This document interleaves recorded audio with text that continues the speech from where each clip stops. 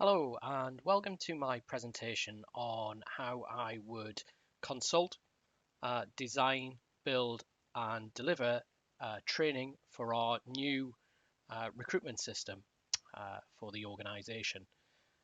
In this presentation, I'd just like to explain I've used a range of different softwares. So we have Articulate 360. I've used some video editing software to create this presentation. I've also used Vyond, and lastly, I've used a little bit of YouTube to host the actual video itself.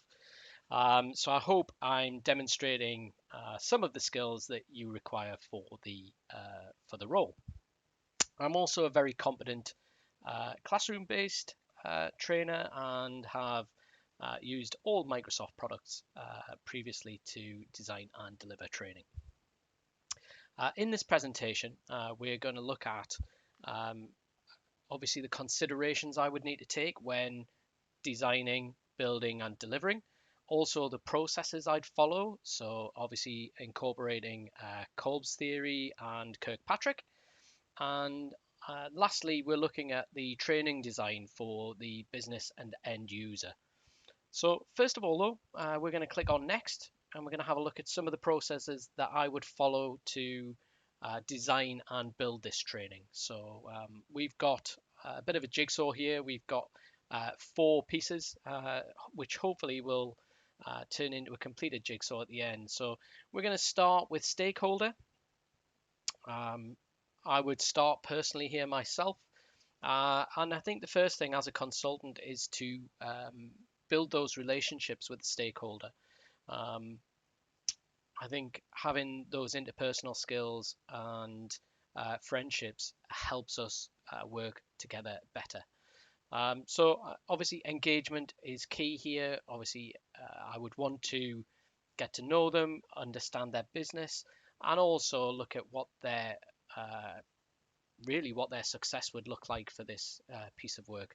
So we'd build relationships. I would want to know who the product owner is, whether that is myself or whether that is someone within the organization, whether it's a stakeholder. Also responsibilities and also who has total control of the project. Next up, I would carry out a training needs analysis. So this is one of the very important processes. I would want to understand the skills that they want their staff to have. I would also want to know if they have any current skills which are transferable, what the knowledge gaps would be as well. I'd discuss the type of training available and obviously consult them on this in terms of explaining where efficiencies could be made, but also the possibility of a blended approach or even some traditional style of learning. And I'd want to know the deadline dates. What time do I have to develop and design and deliver? So next up, I'd want to know the objectives. So there will be 2. There will be the learner objectives, which I need to understand. So what do they need to complete by the end of this training? But I also want to understand the business objectives and what their end goal is as well. So very important that we get those noted down and built within that training. Next up is timescales. So I would want to know how long I have to design and build, how long the rollout would be, if there would be any business as usual work impact, what the completion deadline is, so what is that final date, and also if we've built in any possible fixed time so that we can make sure that if there are any problems that we have time to resolve them before going live. So I'll come back out of there. We're going to look at success. With success, I want to know what does it look like? What would be an excellent outcome? Also, I would want to plan how I would achieve this. And also, I'd want to look at what if I didn't?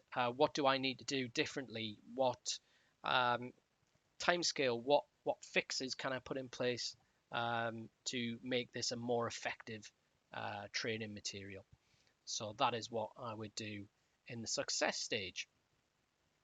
We're going to come back out of success now, and we are going to look at the last one, which is evaluation. Very important. I'd evaluate throughout the design and build, obviously keeping in mind Kolb's theorem and also Kirkpatrick. Um, I want to understand though how we will evaluate both the training material and the end user.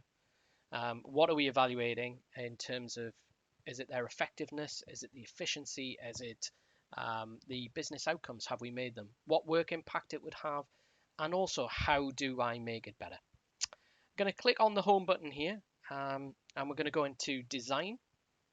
So obviously methods of design. Um, First of all, obviously linked with stakeholder is that negotiation, compromise, influence. I'd want to know priorities. I think important when designing and building material is to keep everybody up to date on the project. I do this through several different methods, including face-to-face, including email updates, the sending of material, and obviously if there have been any delays. Next one, targets. Very important that or I have targets that I personally meet. So I like to design in quite a structured way. And lastly, very importantly, is keeping an open communication, both obviously with the stakeholder, but also with the project team, and where we're at and if there are any, any delays. So back to the home button. Now going to have a look at vertical slices. So I like to design using a storyboard technique. So I like to plan it out on paper. I wouldn't say my drawings are particularly great, but as well as I do that, I provide updates via vertical slices. So where I've got to with the material, providing those to the product owner stakeholder to make sure that I'm still on target and still achieving a look and feel of material that they like. So back to the home button. We're now going to look at testing. So a very important stage for both e-learning and general training. But at this stage, hopefully everything's now coming together. I would want to test in various different ways. So whether that be running the material myself, using focus groups, using peer-to-peer, also, just delivering some of the training material to a smaller audience, a soft launch as such, to make sure that the attention to detail is there. The last thing we're going to have a look at is a little demo of some material that I've put together for the HR recruitment system. Hi.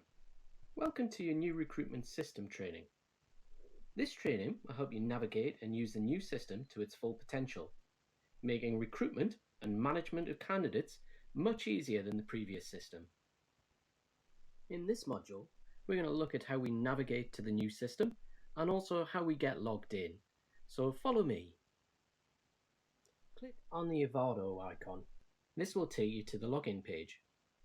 On this page, enter your username and your password, and that should see you log into the home screen of the new recruitment system. Well done!